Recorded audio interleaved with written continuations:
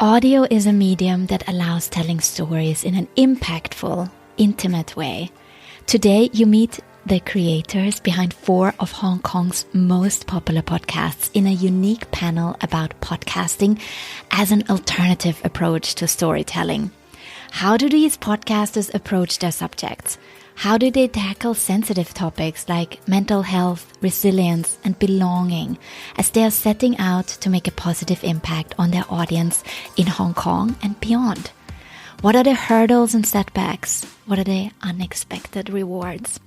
Moderated by me, #Impact podcast host Regina Larko, with panelists Cissy Radford from In the Changing Room, Emery Fung from Awkward Turtle at Work, and Juhi Gagaramani of KELY support group's podcast, This Hong Kong Life.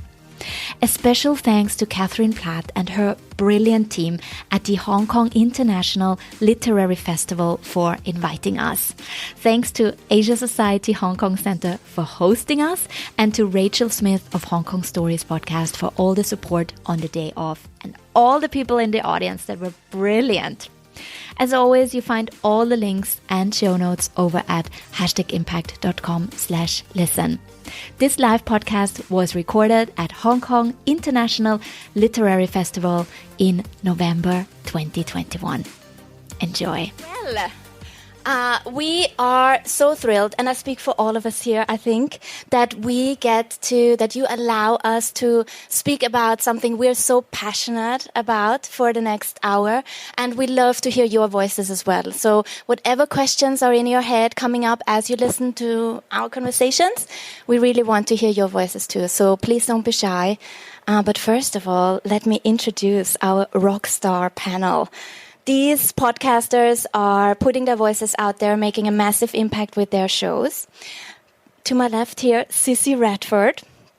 Cissy is the program manager at Women in Sports Empowered Hong Kong, where she works to empower women and girls to lead active and meaningful lives. I know you've been really busy at your school tours this week, inspiring really young children to believe in themselves as well. Yeah. And she's also the founder, why she's sitting on this podcasting panel, of the very popular In the Changing Room podcast that champions women in sport and discusses topics and issues at play in the world of sports. A round of applause for our wonderful Cissy. Hands up, any regular listeners of In the Changing Room in the house? Yeah. Very good. And for all of you that are not listening yet, you're going to start listening today. Emery Fung is in the house as well. Emery spent his early life in the UK and returned to kickstart his career in Hong Kong. And his beautiful podcast, Awkward Turtle at Work, has a lot to do with career transitions, transformations, reinventions to do as well. He aims to use these stories to celebrate differences and diversity at the workplace. And it was a huge honor that I was invited on the show recently. So thank you so much, and check out Awkward Turtle at Work. Emery, round of applause for you here. And we have Juhi Gagaramani. She is a college student studying psychology that has been hosting the This Hong Kong Life podcast by KELY support group since the beginning of the year.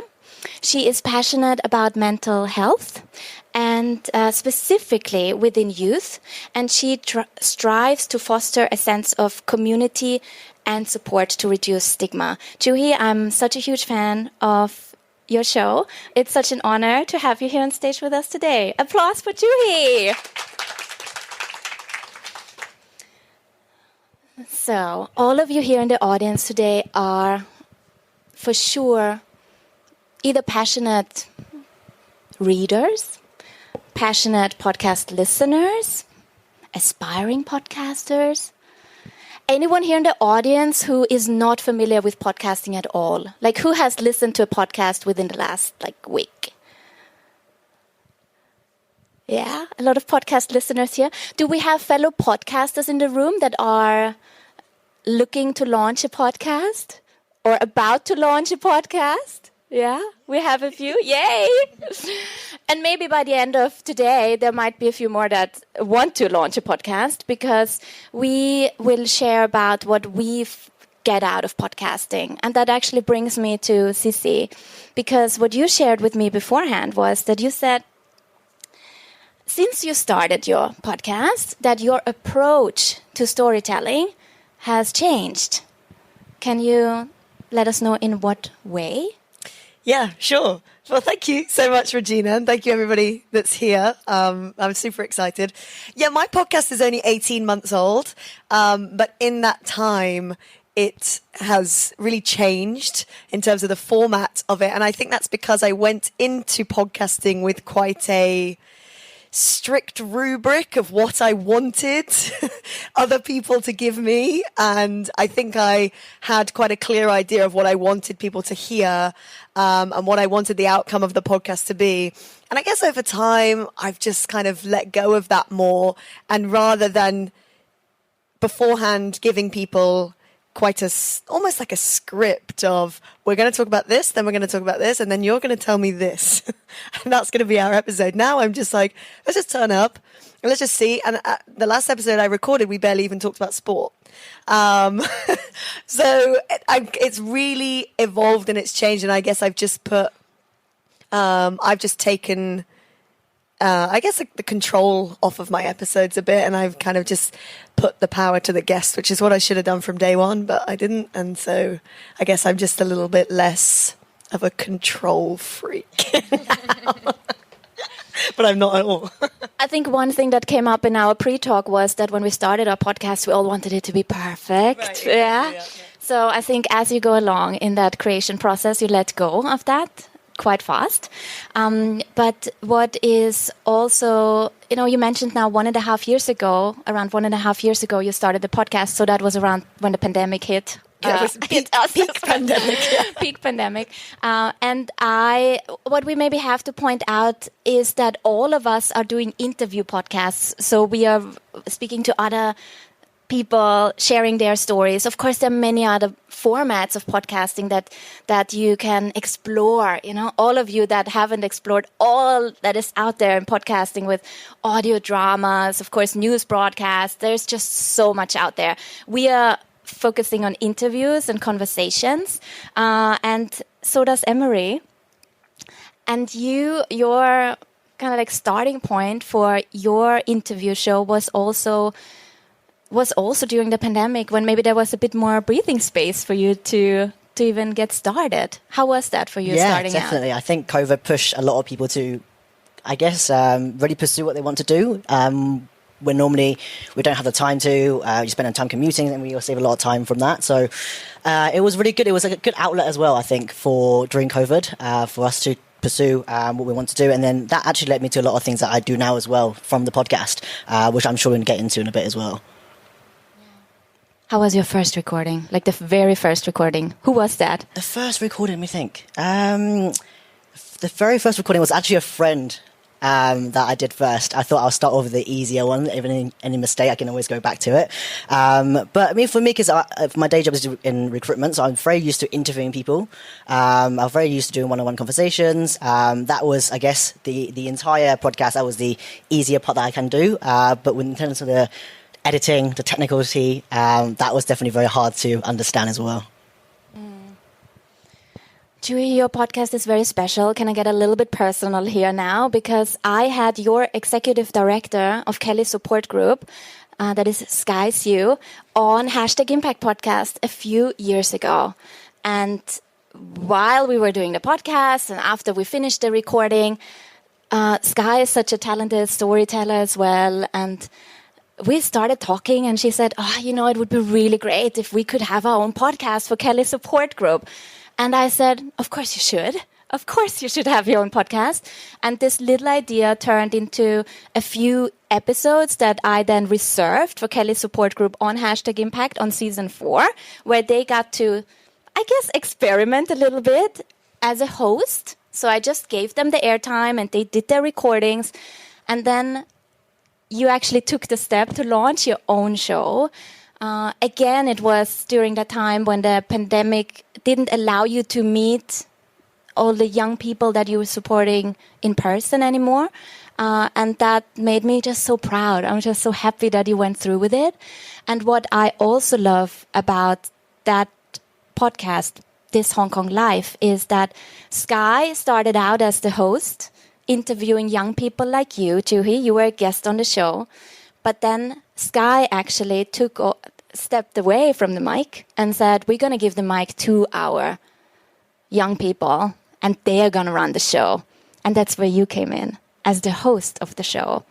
And you talk about topics that are close to your heart, that are close to the young people's heart, like mental health, topics that are oftentimes not easy to address. So, Juhi, how do you go about creating that space for the young people to talk about these issues that are sensitive, hard to talk about, go on air about a topic that, you know, they will know, their teachers will hear that, maybe their parents, their siblings, their friends. How do you do that as a host to create that space for them? I feel like for youth especially, when I was interviewing a lot of Asian youth, there's a lot of stigma around mental health, and they want to, initially when we would first start talking, I would turn off the mic, just have a normal conversation, and they would just say, oh, like, am I allowed to say this? Like, can I talk about this illness? Like, would I get in trouble? Like, hearing those, like, questions just, it broke my heart that they weren't able to talk about these things. And initially, the podcast started out as kind of replacing in-person workshops, and workshops were great. You know, they gave everybody the opportunity to sit down, have real, open, honest conversations. And with podcasts, I feel like it makes it a bit more easier to, I guess, be an interviewer, be an interviewee, and also just be a listener, you know? In a way, we're kind of just creating this space of vulnerability for, even if you're just a listener, you know? You're being able to hear about certain topics, and for them, they just started talking, you know, about their lives, just very introduction stuff.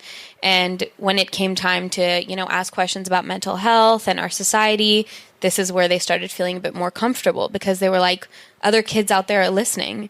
And if I get to talk about it, if I get this platform, I'm going to use it well. And a lot of them would say that to me both before and after. So I think for them, it was, they wanted to focus on it being more youth-centric, you know, not being worried about what adults would say or what the stigma was. So it was important to have pre-conversations, I guess, before every episode, but they took with it, they ran with it, and, you know, I was an interviewee at one point, and I felt like I was just able to sit there and say, okay, yeah, this is like my space. Like, I can say what I want, and I can tell other people that it's okay to feel like this, and just allowing it to be really youth-centric and youth-focused was just the greatest. I feel like it provided a lot of peer support, which is one of KELY's really important mission statements, so it's just an awesome opportunity. I got to be an interviewee, and now I'm an interviewer. So, and a fantastic interview that is. Yeah,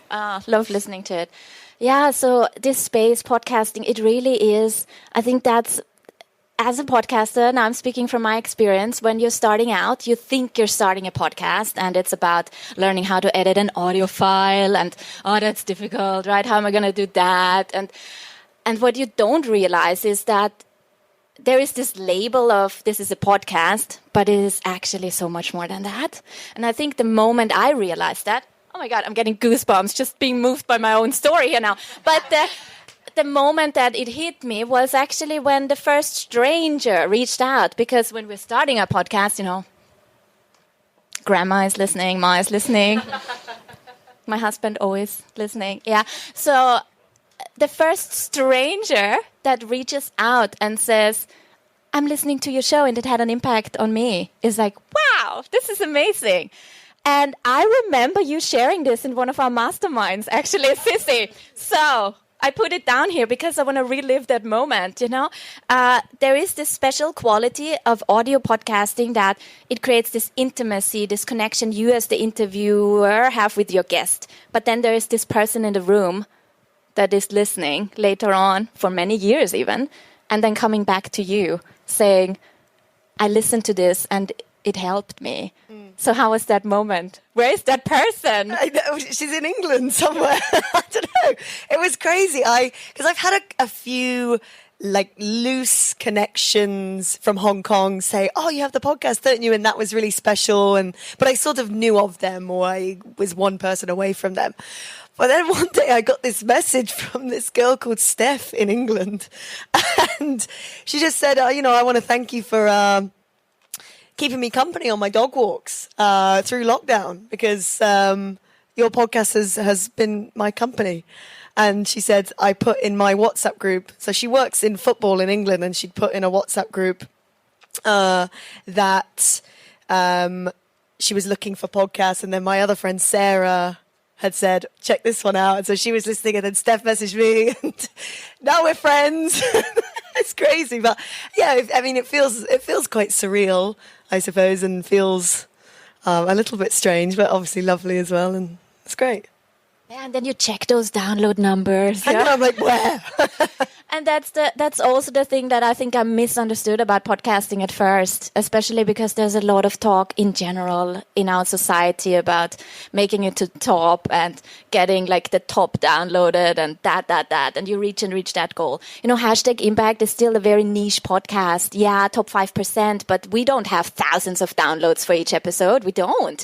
We're like a small podcasting community, and the listeners that listen to our shows, they really care about what we have to share. So that, I think, is the super powerful thing about it. And then there's also the impact that actually our podcast has on ourselves, like in the way we grow, in the way we become better communicators. I think I couldn't have moderated that panel in that way like 4 years ago, right? Emery, you shared something with all of us beforehand where you said, since I started the podcast, I feel a bit more in control of my life. In what way? Yeah, in a lot of ways. I think we shared before that. I think for podcasts, I think is the first time ever when I started a podcast is that I felt I was fully in control in one thing in my life. I don't know if that makes sense. So, like, normally, let's say, for example, if you go to school, there's external factors, right? Or if you go to work or whatever. But with podcasts, you design what you want to talk about. You design what guests you want to have on, who you don't want to have on. You can design how the length it is, all that kind of stuff. And that's really, I guess, giving me the power as well in other aspects of life. So actually, I can actually do this my way. I don't really have to follow what the norm is or what the standard is. And for myself, I kind of went through a bit of personal journey as well. So I transitioning into male medically, and if you listen back to my first couple of episodes on my podcast, my voice is much more higher than before. And obviously, I always wanted to start a podcast, but I never started it because I knew my voice hasn't changed couple of years back, right, before I started hormones.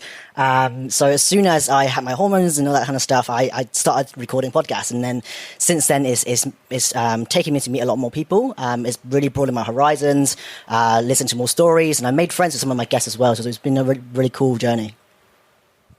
You can reach out to the most amazing people, and they're going to hang out with you, right? You can have like coffee with them, and they actually tell you your story. And what I noticed is that special relationship.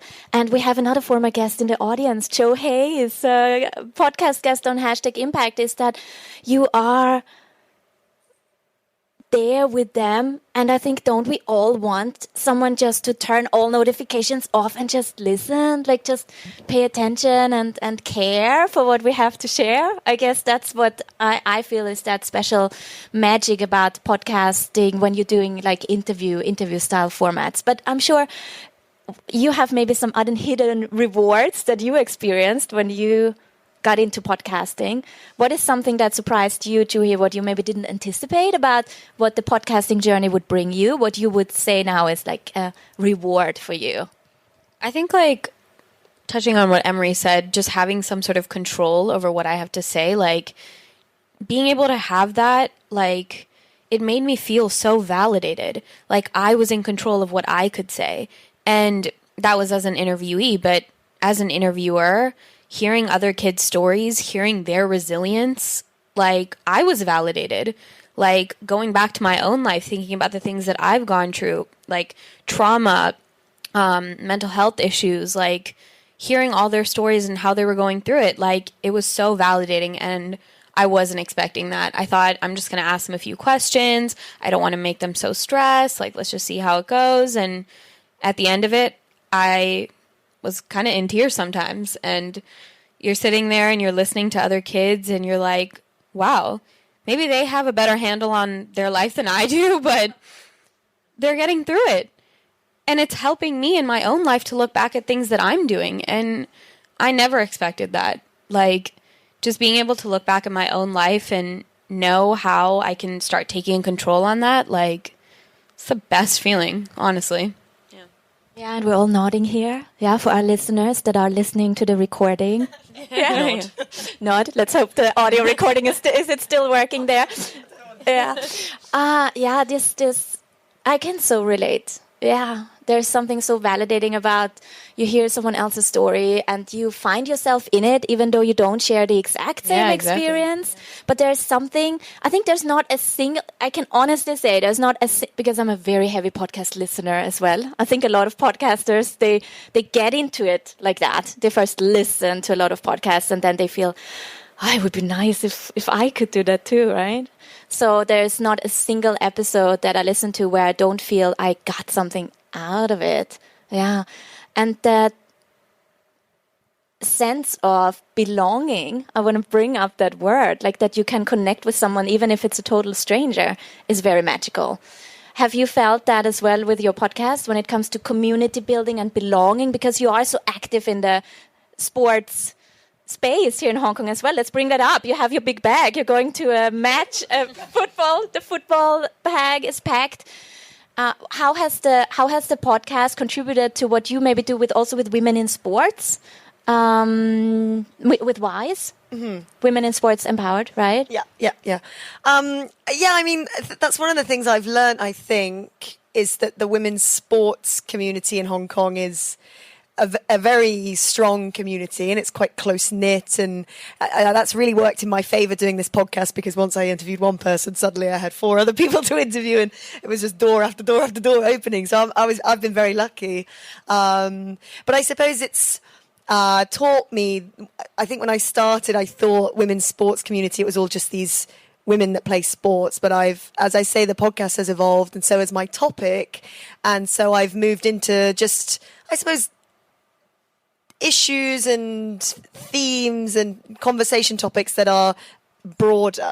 So certainly this last season, it's not just been women in sport. It's been, let's talk about menstruation in sport. Let's talk about having a baby then sport. Let's talk about gender identity in sport. Let's talk about sexism in sport. So I think it's expanded my knowledge of what the women's sports community is, because it's a lot more than just women playing sport, because really, I think sport is just a microcosm for how women operate in the world. So there's a lot of sexism and misogyny in sport because there's a lot of sexism and misogyny in the world. And I suppose unpicking those topics has brought me closer to the community because I've been able to get a bit deeper into it, I think. Did that make any sense? Absolutely. How was your experience with this, Emery?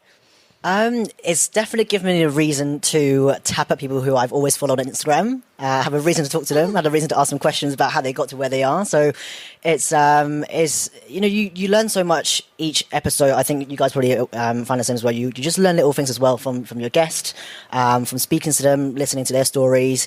You pick up little tips as well. So for my podcast, I interview a lot of people, especially who has pivoted in their career. Typically, I like to kind of interview people who's done the kind of typical corporate job and pivot into like a creative or a bit of a modern career. And you learn how they kind of, a lot of it is actually kind of similar to what you said earlier with sports, kind of a reflection into the real world. I think work as well reflects a lot of what happens in the real world, in a sense where before you find a good job, you really have to understand what your strengths are, what your weaknesses are, what you like, what you don't like, before you land your perfect job. And I think a lot of people don't realize, what they do genuinely enjoy doing.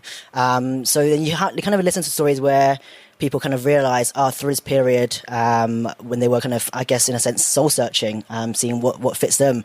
And you hear so many inspiring stories, and you hear, the hardship they've gone through as well to get to where they are. I think there's also a lot of focus in the world at the moment where, you only hear the end result, the success stories. The podcast really talks about how they get to there rather than kind of what they're doing now. So I think also podcasting is such a interesting medium where, you don't really see what they look like. You don't really know how it's being done and recorded, but you have this sense where you were in the room with them as well, listening to the story, and it gives you that intimacy. And guests, surprisingly as well for me, they really open up. They really open up what they really think about. And yeah, I think it's a really powerful medium. Yeah, so listeners, if you're not here with us in this room right now, we are in this beautiful, gorgeous setting here, in this gorgeous hall with these red, cushy seats. They look so comfy. Are you comfy, guys? Yeah? Let them hear you. Otherwise, the listeners later, they will think we're just, you're not here, right? There is a magic about that when you take the people with you, right? But then there's also what I think I've come to realize also working with a lot of like new and aspiring podcasters, and I get, it's like a mirror looking myself in the mirror, like me 5 years ago when I first started, is there is this, it is so powerful, it is so intimate, you really get so close to people just with their voice, hearing their voice, and that's freaking scary as well, to put yourself out there like that. How was that for you when you went on your first recording, Juhi, or when you see people that are, I think what we have to do a lot, we are used to it now. Like we are now the hosts. It's kind of nice to be the host, right? You are in charge. But oftentimes our guests are very nervous to even go on a podcast. How has that been? Do you remember that first time? I remember it so clearly because I was so nervous. Like, I was waiting outside the door. She was like, just wait 5 minutes and then we'll start. And I was like, okay. I was like, what do I say? Like, should I write this down? Like, should I, like, not talk about this? And she's like, first of all, talk about anything you want. Like, obviously keep it, youth focused and around mental health, but talk about the issues that you feel passionate about. And at that time, my episode was about body image and, trying to recover from an incident that, really impacted my health, and talking about how growing up, people were constantly just saying things about everyone's bodies. Like, that's just how we defined our worth, and the kind of anxieties and depressions that come from it. Like, it was shocking to be able to say that all out loud because I had never said that to anyone. And after she hit the recording button, like, to end it, I was like, oh, so I just said all that and, like, that's okay? Like, she's like, yeah, absolutely. Like, thank you for sharing your story. And I was like, so, like, these are all things that we can say, right? Like, you're not going to bleep anything out. She's like, no, this is an honest podcast. And I think that's something that we can all relate to. We're here not to make everything about structure. We're not here to censor. We're here to make it an honest, open space and just let everybody know that there's someone out there, whether they're listening at home or, they're listening with a bunch of other people. It's good to know that you have that support system. And take them on a journey with us. Exactly, yeah. We did a little podcasting brainstorming, actually, in our prep talk. And, I mean, what is podcasting to you? I wanna share that, throw that in the audience. When you hear podcasting, what comes to mind? Anyone? You have to say it loud so we hear you. Anything that comes to mind. Podcasting is intimate. Ferry commute. Podcasting is your ferry commute. Oh, that's lovely. Where are you listening to podcasts? Where are you taking us? I often listen to podcasts on my commute as well. Yeah, definitely. I think podcasting has kept me sane not just during the pandemic, even before. As a new mom, I think podcasts saved my life when I could just listen in the middle of the night to podcasts. I didn't want to wake anyone up. But what we shared, I want to give you some of these words that we had in mind, what we feel podcasting is today to us. We said podcasting is conversation, unfiltered, empowering, inclusive, healing, non-judgmental. But then I turned it around and I said, what was podcasting to us when we just started out? You want to repeat what you said? You remember what you said? Scary. Yeah, I think I said scary. Intimidating. Totally intimidating. Hard, technical. Terrifying, you said. Difficult. filled with a lot of expectations. Oh yeah, I think that's me. What's the expectation you had, Cissy, that maybe busted, or the thing that you didn't even see coming? What was my expectation on myself when I started? Yeah. Oh, just anything other than perfect is a failure, I think. And I think over time I've just, you have to just disassociate yourself from the numbers and, of downloads and stuff, and just remember what we've just said, the words that it is now. Remember your why. And you know what? Who cares if it's a little bit noisy and one of them in the background, or like, who cares if 2 people have liked your Instagram post about that one? Like, I think just my expectations on myself were so high. I think that's a person thing. We've probably all done it, but that's something I think I do a lot anyway. My expectations of myself are obscene. And it certainly was when I started this podcast. Now they're a little less obscene. Just a little. What was the hardest recording you had to do? What you had to manage, Emery? What tech failure did you have to cope with? I had an episode that was a really great episode. I thought when I was recording, I was like, yes, this is exactly what I wanted. Like, this person's sharing so much.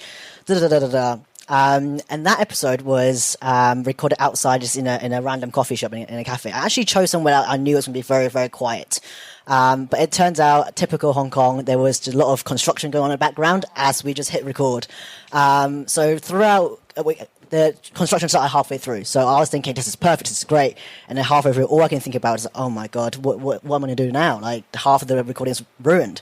And that really upset for so long. And then I just found, there's so many great people in the world as well.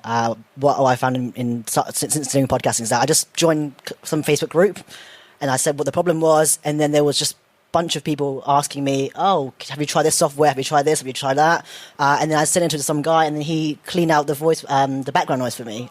So you kind of learn as well, like, even if you had some kind of failure in recording or some kind of technical issues, there's always going to be some way or one way or another, someone that will be out there to help you. And that's one thing that I didn't think about before I started podcasting. I just thought, if it's awful, I'm not going to release it, right? But then now I kind of know that there are resources out there, and like you said earlier, like, you kind of have this community as well. People understand what it's all about, and people there's always going to be someone out there willing to help as well. And that is the special magic, I think, about podcasting and audio as well. Yeah, you can clean it up and have someone help you with that. Or you just make it part of the story as well. Maybe a construction noise throughout the whole recording is tricky. But I was recording in this co-working space, and it was actually not the one that's released recently. Yeah, that was also in a co-working space where we had some background noise. But it was one where we were sitting really right next to they had like this great barista bar there. And he was just making one coffee after the other. It was, that I cannot make the sound. You know the sound, right? They're grinding the beans, like these fresh beans, amazing. I'm like, oh my God, it's really like, and this was my early days. This was 2016, because I started recording in 2016 before I launched then in 2017. And I was so desperate. Like, what am I going to do? Because I didn't know any tech person who could help me fix that. So I then started talking about the coffee maker guy, because I thought, okay, I'm just going to include him in the story now so that this all makes sense. I'm like, yeah, we're in this co-working space. I mean, you guys, you're working hard. You gotta, you just ordered like 4 coffees, right? And now I think these guys are ordering some more coffees. And then all of a sudden, it doesn't matter that there is all this coffee maker noise, because they need coffee, right? It's part of the story. Yeah. Any great moments, or maybe funniest recording moment for you, Juhi, where things maybe didn't work out? I don't know about funniest, but it was not funny. But when I had like the second or third like interviewee come on, she was just asking, like, is it okay, like, if I just take a break, like, I pause in between? I was like, sure. And so, I was just asking, briefly introduce yourself, the kind of issues you want to talk about. So I hit record, I introduced myself, I introduced her, and then about, like, a minute in, she's like, can we do that one more time? And I was like, yeah, sure. That happened, like, 5 more times. So I was like, okay, we can keep doing this, but I was like, after the 5th time, I was like, okay, we can't do this anymore. But she was like, I'm nervous. And I was just like, you know what? Let's just talk, you and me. And she was like, should we record it? And I was like, sure, we'll record it if you want. And it ended up being like a 15-minute conversation. And then I ended it. And she's like, can we use that? And I was like, absolutely. See, there doesn't need to be a lot of pressure on it. But going into it, you can just get so nervous. You're going to want a structure, list, talking points, everything technical, all perfect, But it's not going to work out that way. And I feel like it just makes it part of the podcasting experience, You can just laugh a little bit about it. But it makes it what it is. And I really appreciate that that's how it turns out. And it makes the listener relate, right? They don't want perfect. Do they want perfect? No, they're actually laughing with us sometimes. They're like, oh my goodness, that intro was a little bit of a disaster, Regina. That often happens. Yeah, but now I'm wondering how you are all feeling about podcasting. I mean, there must be a reason what brought you here today, right? So I actually would love to hear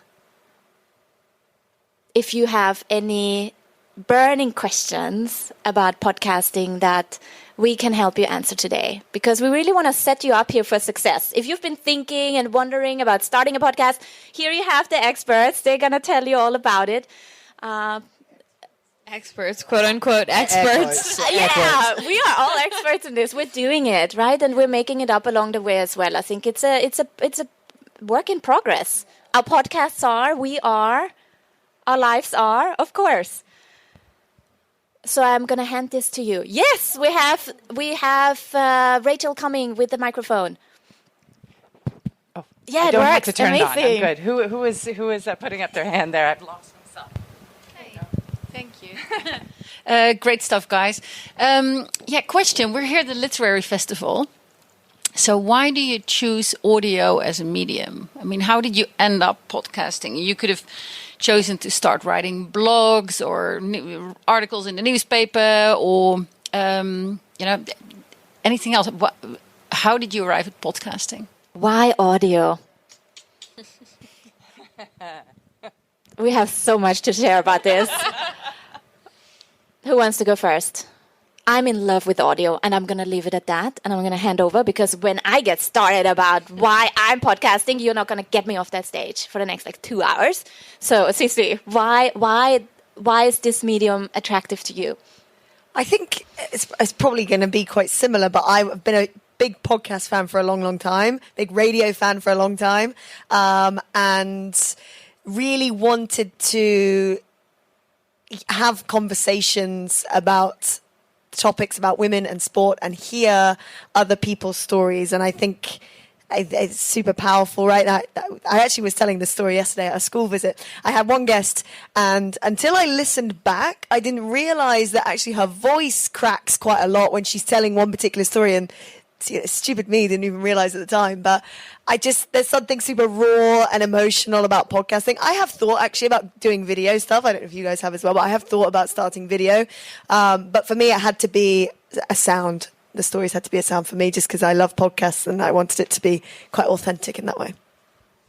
For me, I listen to a lot of podcasts, and what I found is and I listen to so many different podcasts. I listen to like pop culture sometimes, or sometimes true crime, or sometimes even like a football podcast. And what I've always found is that somehow you just feel this connection with the host.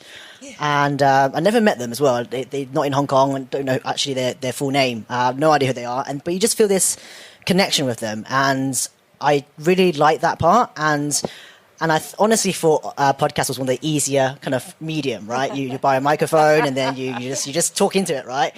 And that's kind of how I started. But I think the more you do it, the more you realize how powerful it gets, because especially now as well, like there's so many distractions in the world. Like we're always watching YouTube. If not, we're watching something on our phone all the time. With podcasts, you actually, you can do it anywhere. You can do it when you're in the gym, when you're doing with your dishes, when you're doing laundry, or whatever it may be when you're commuting. And, it kind of takes you to a different kind of space as well. And it's great, like a tool as well. You kind of give your eyes a bit of a rest from all that looking at computer all day. And yeah, you just have that really strong intimacy you build from your guests and even listeners. I think like for KELY's support group, it was kind of a point of going from workshops to podcasts, because workshops were the point where all these kids could come together and sit down and have these conversations. And what I thought was interesting that she said is, why not read it? You know, why not just have somebody write exactly their story in a blog post, make it super short? And I think the reason that podcasts are, maybe I'm biased, but slightly better than that, is because it's like you're kind of having this conversation with someone, whether it's like an inner dialogue. Sometimes you might say something out loud like, oh, I really resonate with that.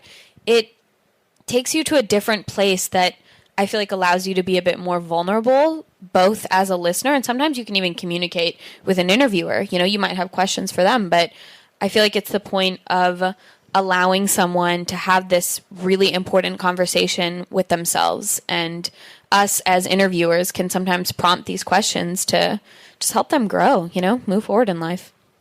Yeah. And I think we really, and we're going to take all the questions. I think what makes it so magical for me as well is I notice it as a listener. It's so powerful because I'm actually listening and I'm not distracted by how that person looks, where the person sits. I challenge all of you today in this room. You experience this now like this. Look out for the episode coming out on our podcast when we're airing what we recorded today, and then re-listen to the whole thing. And you're going to hear different things. Yeah.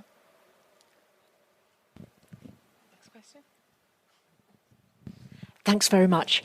So that question clarified something for me, because I have been interviewed once, and it was shown as a video. So you do have a choice. You can use audio or video, and it's up to the host, right? And but my next question is about you as a host. If you're interviewing someone but you can't see them face to face because of COVID or because they're not in Hong Kong, how do you do that, please? You know, what's the platform or software or whatever you use? I've not done very much of this, but when I have, I've just used Zoom, and Zoom has worked pretty well for me. But I've only done 2 or 3. I think if it was something I was going to do more, I'd probably use something a bit more fancy like Zencaster or something, but just Zoom for me. That's what I used. Yeah, Zencast for me. Regina introduced me to Zencast and Zoom. Yeah, I think the thing is that we always think most people think that it's very technical and it's special software we've got to use, but a lot of the times what we use in terms of editing and whatever tools that we use for our podcast is usually it's free and it's usually very accessible. So there's just so many resources you can use, and it's not always as hard as we think it is at first. Yeah, same as Cissy. I also have used Zoom before, but I think the really important thing is just articulate as much as you can. Even if it's not super clear, just try to, as long as the message gets across, you know, I feel like that's the most important part. And a mistake I made was that when I did record a couple of episodes on Zoom, I wasn't clear about them needing a quiet room, a quiet space, a good internet connection, because I just thought that they would do that. And I had a really horrible situation where I recorded with a woman that I never released, but she was just walking around London on her lunch break. And I was too embarrassed to say, please, can you go and sit somewhere? And it was such a shame because I really wanted to release her episode because what she was saying was so great. But she was just walking around. There was traffic and everything. And we sat there for 45 minutes. I was like, this is awful. I felt so sad at the end. So don't be afraid to say we can absolutely record remotely, but please do make sure you're in a quiet room, quiet space, good internet connection. I think I felt embarrassed to say that or thought they might just do that, but they don't. Briefing the guest, so important. Brief the guest. Yes. Hi, I have a question, but I also just wanted to make a really quick comment.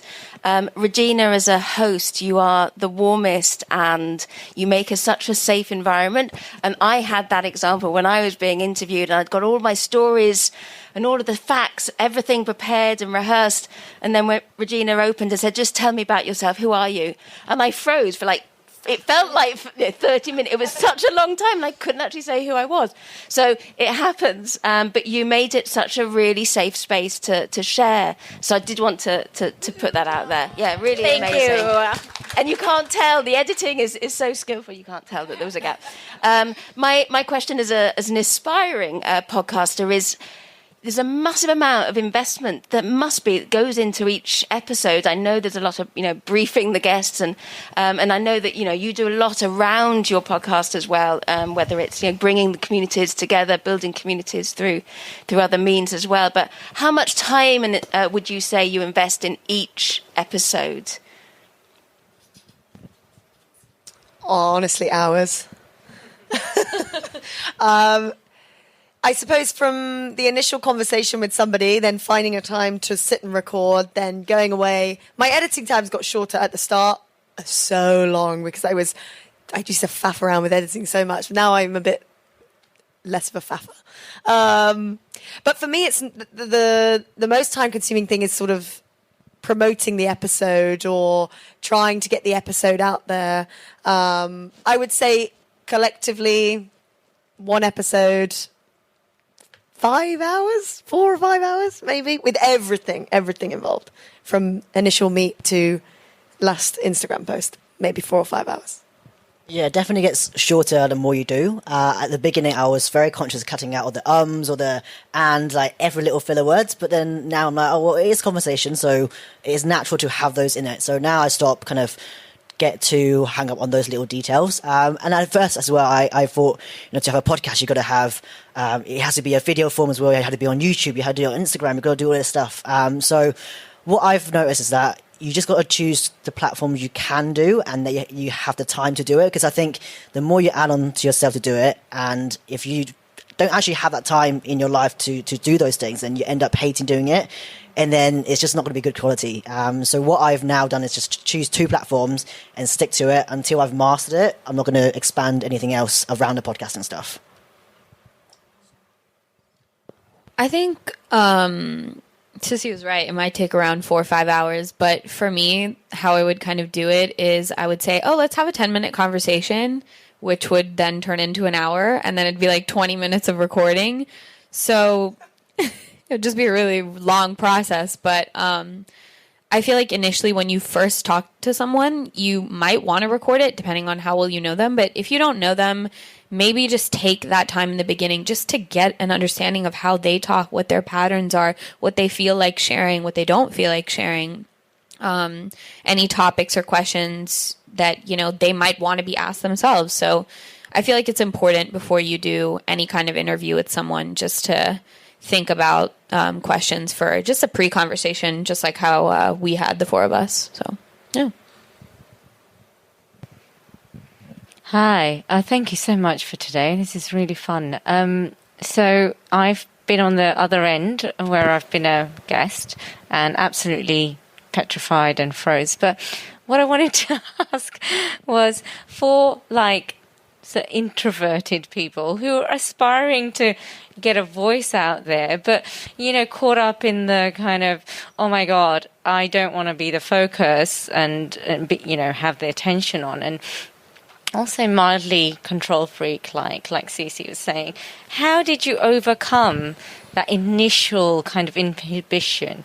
Because I've had a mic since 2018, but I haven't done anything with it. It's just there. The mic is there. It's the first step. And can I do something really crazy now? I hope she's not going to hate me for that. But I would actually like to have someone in the audience answer this question, because I know she's about to launch her podcast. I'm totally going to do this now, Roseanne. Yes, Roseanne, how does it feel for you? Because you're right in it in this moment, right? Putting your voice out there. It's definitely scary, but what I always try to tell myself is that the impact I'm trying to make is bigger than me, and that kind of removes me from the spotlight, from the situation, because, we're out here sharing stories. It's not really about us. It's about the other people. It's about the people we're interviewing. It's about the people that it could possibly impact. So that helps me a lot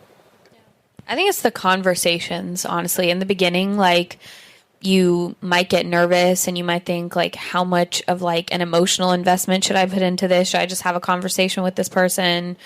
And that conversation might end up be, like, life-changing. You know, you never know what can come out of it. And I feel like if you go into every episode with that mindset of, like, okay, maybe it may not necessarily be life-changing, but I might learn something from this and I could use it in my own life. And I feel like if you're able to kind of go in with that mindset, you change your entire approach to podcasting. And with each episode, I think that is the thing that keeps motivating me, besides the fact of what all of you just said, is that with each episode you become a better listener, and that's for sure the most underrated skill there is in the world right now, because you have this conversation, and Cissy said it before, and you think you're listening, and then you sit down to edit it, and then you actually listen. And that is something that is so eye-opening. You start to create this feeling of where you hear in people's voices instantly how they are actually feeling and doing, because voice becomes your driver in this. And that's so powerful in whatever you do. And also the speaking part, of course. You're going to sit on stages. Who would have thought our podcast would make us sit in the city center of Hong Kong? Can we just say that to all our listeners from outside of Hong Kong right now? We are here in this gorgeous Asia Society venue at the legendary Hong Kong International Literary Festival in front of this wonderful audience because we started a podcast.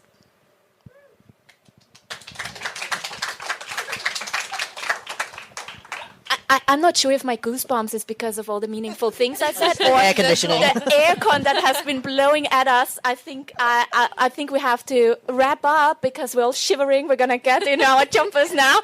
But thank you all so much. We would love for you to hang back, meet us. We are hanging back there in the foyer, so that we can connect and get to know all of you. Thank you for today. Thank you. Thank you so much. Thank you for having us.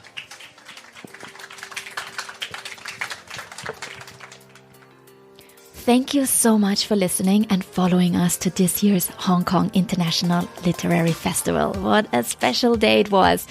Recording live with these brilliant podcasters. Please do check out their shows and show them some love. You will find the links to In the Changing Room, Awkward Turtle at Work, and this Hong Kong Live in the show notes. Or just Google their shows and you'll find them too. And another thing that I want you to put on your calendar already is the Hong Kong International Literary Festival coming up next year again. They have been doing this for 20 years and we are just amazed by what they put together. This is not just any event. This is inspiration, conversation for 2 weeks. And we've been so in awe for everyone involved, the amazing authors that presented their books. Make sure, if you have missed it in the past, that you don't miss it next year, and follow Hong Kong International Literary Festival on all their socials. I'll put the links in the show notes too. Thanks so much for today. Talk to you soon. Bye.